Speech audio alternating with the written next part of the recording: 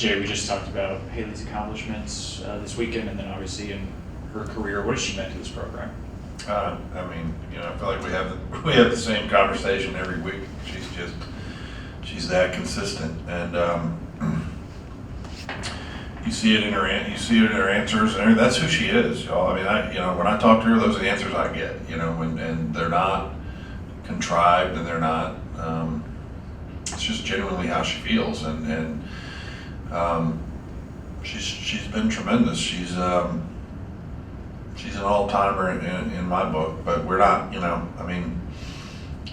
We're halfway through this season, and I'm going to do my best to convince her that maybe one more year is in her best interest, and all those things. So certainly not done yet, but what she's done in her career from a gymnastics standpoint is only a small piece of it. It's the whole package. It's the influence that she has on those around her. It's the way she represents our program and this university and her family and just everybody. I'm proud to be associated with her. She makes me better just being around her.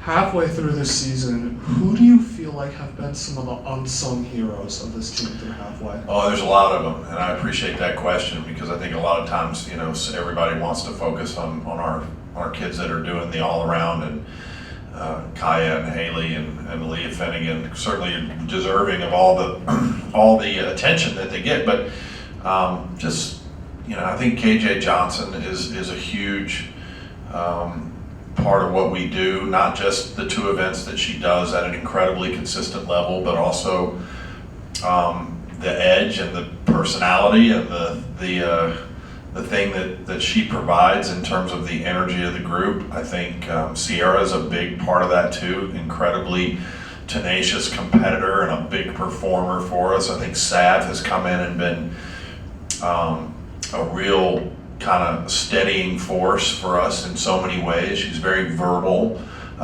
with the team now, and that's something that we haven't had a lot of around here, and she's doing a great job on every event. You've only seen her compete too, but she's doing a great job there. So there's a lot of them. I could go on and on, but I think the mark of a great team is to have all of those people, everybody embracing their role. And I think, we're not perfect at it, and there are times when personal aspirations can cloud people's vision from time to time, but and that's just human nature. But I think overall, our group does a great job of understanding the impact that they have and doing the things within their own personality and being able to affect the positive forward movement of our team and our program. So those are just a few that come to mind. Coach, you talk about all the unsung heroes. I kind of want to bring you back to Haleigh. How rare is it to have a gymnast like her where she's so consistent all the time and is getting those gym grand slams that rarely happen? Well, it's rare, but it's also necessary. You think about all the great teams in the past, here and anywhere else. They always had somebody on that team that was sort of a rock, if they didn't have more than one. I've always thought that a championship team really needs a great 1-2 punch, from consistent performers that do all four events, and certainly we've got that, but we've now added Connor, and we've added Sav, and we've added so many others to that. And Aaliyah is a big part of that.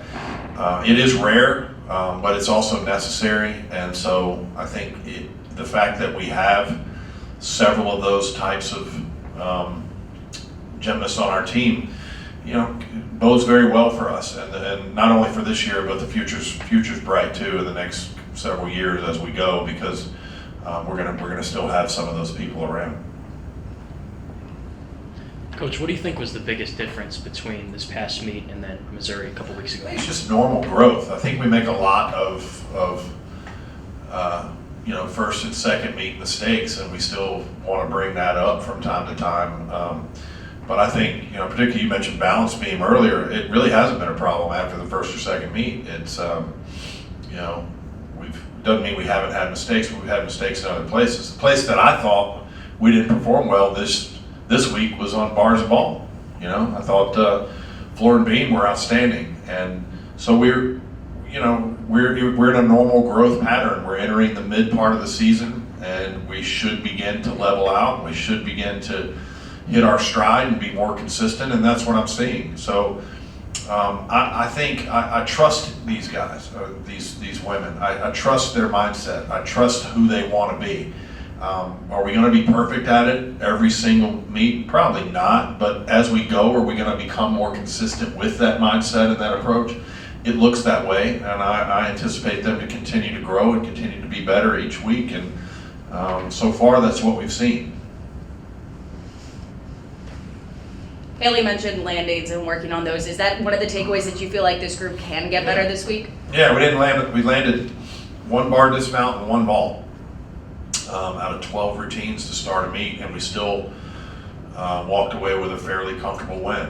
I think, you know, there's two ways of looking at that, right? You can focus on the negative, or you can look at it and go, guys, hey, we got to stay the course. When we start really finding those landings consistently, because I've seen us go 5 out of 6 on bars, and I've, you know, a couple of times this year, and then have issues in other areas. So when everything settles down, when the dust settles, I think this team will be very consistent in all those facets. I don't want to knee jerk after that meet. I thought they did a great. I never felt like that meet was in doubt, even though we were walking around on landings and things like that.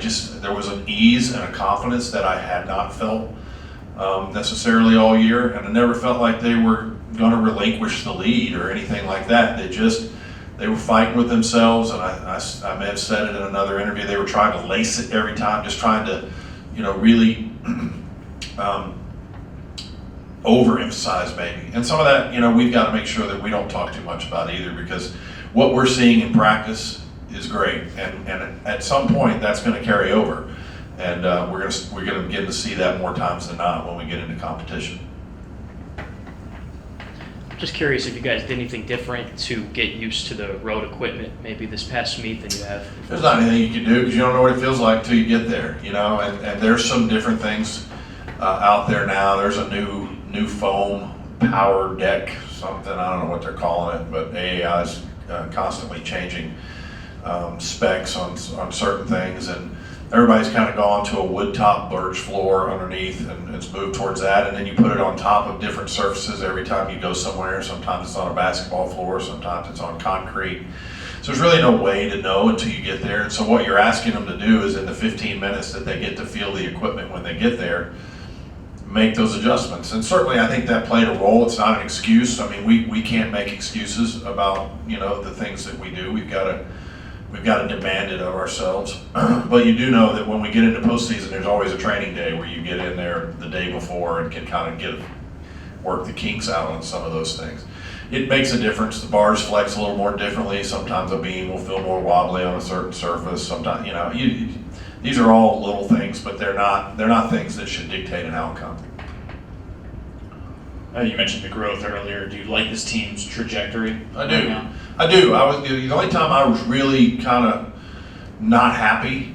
I told him after this meet that this was a step forward. I would have liked to have seen it be a little bit of a bigger step forward than it was in terms of just the sheer execution. But I thought from a mindset and an approach and a consistency, we hit 24 routines. We didn't have a fall anywhere. You know, those are all really good things that we should be doing this time of year. So it was certainly a step forward. I'd like it to have been a little bit bigger. The only time I was really disappointed in anything we've done all year was the Missouri meet. We came out of that one, and I was a little salty because I felt like we just really let one get away from us right there. But other than that, the trajectory's been about right. We intentionally started a little bit slower this year, coming out of a lot of injuries from the previous year, and thought that we might start just a little bit slower, not much, but felt like we had the right kind of athletes that we could bring that pace back just a little bit. And I think that's borne itself out. Now we're headed into meet 6, I guess, Alyssa, I don't know, something like that. We ought to begin to hit our stride. We ought to start to see a lot of the little things begin to come together. And that's the plan. That's the hope, that's the plan. That's say your prayers, take your vitamins, and get out there and do the best you can every day. That's what we're gonna do. have you reached a point in the season where you have to start thinking about managing workloads for some of your veterans versus balancing that with NQS scores and road scores and all that? We've already been managing workloads. We've been giving the all-arounders an extra day off every week. We did pull Haleigh from the Missouri meet on floor. We're looking at an opportunity maybe to try to get Kaya off of one of the leg events. We don't have a lot of depth on vault right now. With Bryce has been nursing an ankle thing, and Chase has just gotten going again, and we need some consistency from those alternates to really be able to do that. So vault's not a place that we really have a lot of options at the moment to do that, but floor still is, and so so much of it is dictated by what we see in the gym each week. You got to feel comfortable that whoever you put out there is going to be able to get it done, and so I expect there to be a good, healthy competition this week in the gym, and we'll see what we get. But I would like to get Kaya at least one meet where she doesn't go out there and do floor. And she hasn't had anything physically manifest itself, but as we get further down the line, we keep doing the all-around every week. That can begin to take its toll, and so if we're able, we'd like to get her some rest too. But we have been giving she and Haleigh and the kids that have done all 4 events in a competition extra days when we've been able to. We'll wrap up. Do you think KJ's floor routine might have been the turning point? She maybe gave you all a burst of energy with that routine? Yeah, I think KJ at Georgia probably warmed up the best of anybody, and then went out there. She had the one little step forward on the full end, and again, everybody seemed to be struggling with first passes a little bit when we got over there. But yeah, KJ's a big spark plug for us, in that 3rd spot on floor, and if the first 2 don't exactly go right, she generally will right the ship. I don't think she gets credit for as much as she deserves, and for just the sheer power and presence of that floor routine. It's a magnificent floor routine, and I'd like to see it get rewarded a little more than it does sometimes. By like the scoring, you mean by that? Yeah, I mean, I don't make a habit of talking publicly about that, but I don't know if it's because she's 3rd or what, but I don't know what more you could want in a floor routine than what she provides. I mean, her leaps are big. She opens with a full end. She finishes with a double back. The performance and the choreography is very powerful and very fitting of her personality and everything. It's one of my favorite routines that we have.